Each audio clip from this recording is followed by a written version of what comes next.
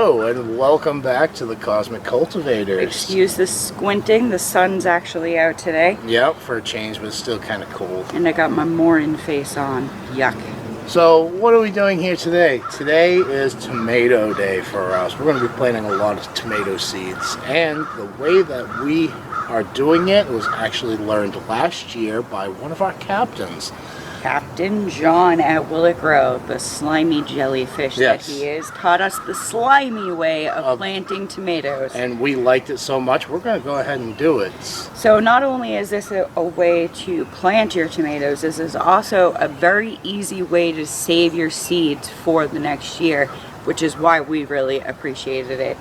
So we're going to share that with you, and also we have some sweet potatoes to get started, and we're going to show you how we do that as well. Alright, let's get going.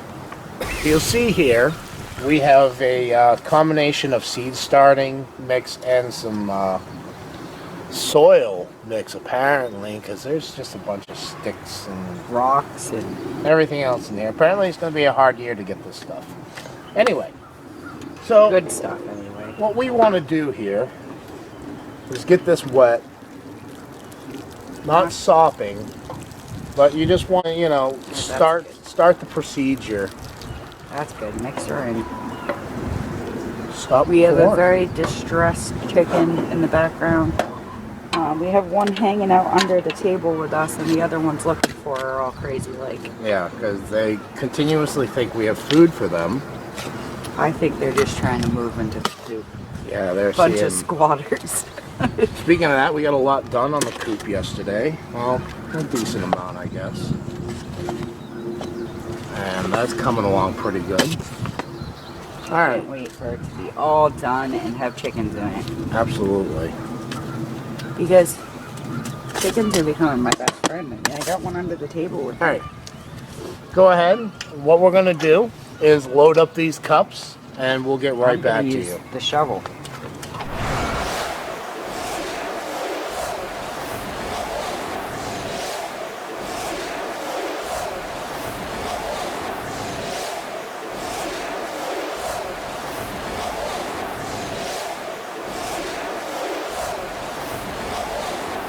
Okay, we're back from Cosmic Warp Speed. Grab those tomatoes over there. So this method we found out from our captain, John, last year. One of the captains. The way he preserves his seeds is quite simple. Instead of going through all the procedures of pulling them out of the tomato and letting them soak in water to get all the embryonic fluid off. Dry them off and make sure they're preserved for the season. He throws them in baggies and throws them in the freezer. And then when he's ready to plant them, he pulls them out the night before, lets them thaw out, and as you see, you have perfectly preserved tomato seeds. That is absolutely brilliant. We loved that idea so much. We even saved one of his seeds. Yeah. So, John, thank you for this. This was excellent idea, and we're going to show you one, and then we're going to probably kick it into Cosmic Warp Speed and do the rest. Sticky. So it's as simple as getting a pot of soil. You want to broadcast those seeds. There's a ton more in there. Yep. Well, attempt to broadcast those seeds. You can spread them out with your finger. Yep. You know what? I'd even go and dip back into the water. Like so. Just grab a little bit more water. Right there. That's pretty smart. Yeah. Well. It was smart. It didn't work, but it was smart. It didn't work, but it was a bright idea. You got most of them. I mean, that's a lot of seeds in there, so yeah, you can do that too. I'm going to just rip the bag open. Apparently, that's the way to do it. So I wanted to save it. These little bags too, I mean, they're sold for not so innocent purposes, but they are amazing for seed saving. So it's as easy as that. I'm just going to spread them out a little bit. I'll give it a little whirlwind action. How's that, right? Whirlwind action. There's the other one. And then we're gonna refer back to our pot of soil, which is over here. And we want to put a thin layer That's good. over top of it, get rid of any rocks. Sticks, big pieces.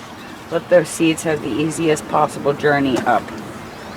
So that was how it's done, really. And we're going to go ahead and repeat that. And that was a honeycomb hybrid tomato. We even went as far as I absolutely adore these currant tomatoes. Here's a mystery tomato. So you can literally just save the entire tomato right in your freezer. And I'm honestly surprised how good they came out of the freezer. I mean, like, that's edible status right there. Yeah. Champagne. The speckled Roma, which is will it grows. Oh, see, we did seeds. label them, but when they started defrosting, they killed the labels. Yeah. So we have a lot of mysteries here, but we do know what's here for the most part.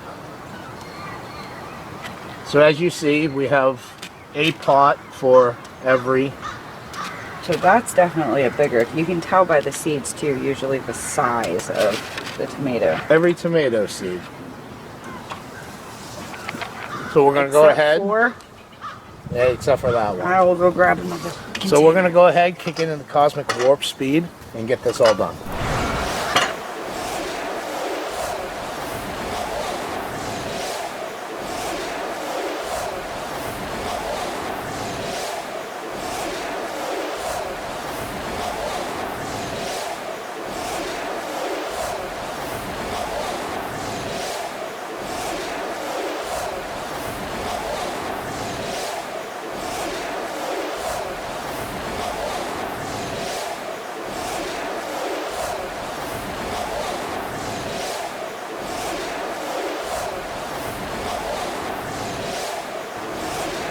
Gina is finishing up the last of the tomato seeds, and she just squirted herself in the eye.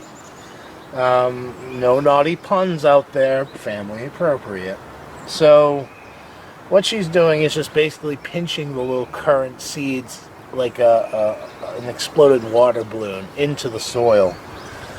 And this method I am really, really happy with, because the 10 seconds that you saw was actually the 10 minutes it took us to plant probably hundreds of tomato seeds, right? Yeah, hopefully. And we'll show you how we're going to extract them from the mass of interweaved plants and root systems. We have a really good method in doing that. And the next thing, and the last thing, while she's finishing up that, we're going to go ahead and set up for our sweet potatoes. Now, our captain, Robert, at Homestead Aquarius, actually kind of likes our method, because there are some ways where he'll say you're drowning the potato.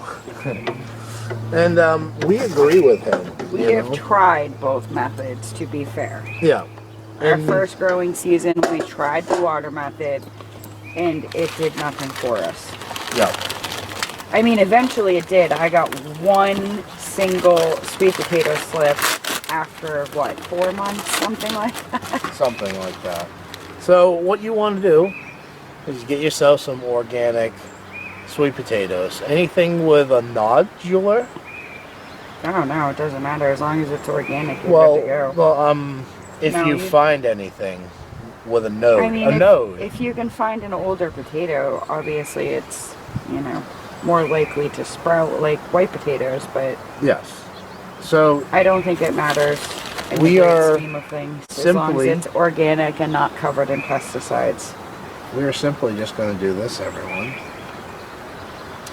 We're going to basically plant our sweet potatoes about halfway up. That went straight up my sleeve. Just like so. Straight up my sleeve. Hey, this may not be the smartest way to do current. Maybe not, huh?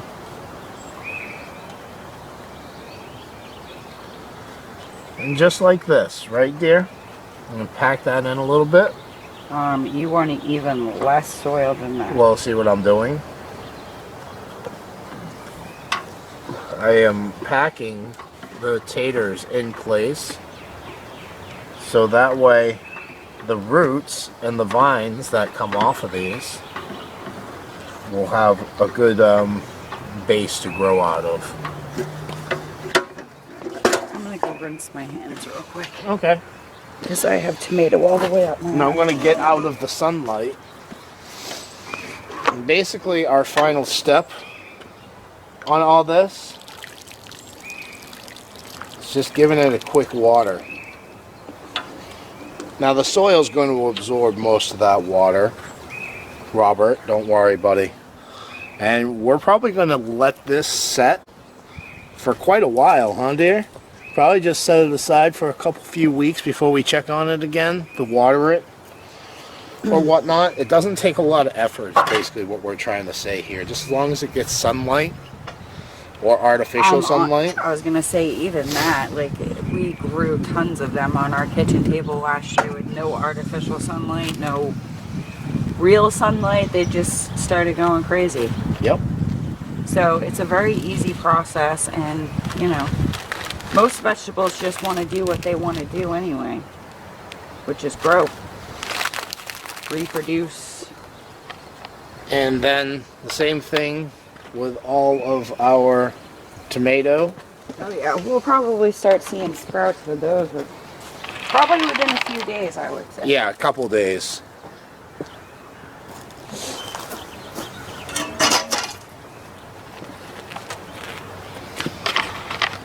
And then the final step for these, just getting them watered. Water them down a little bit.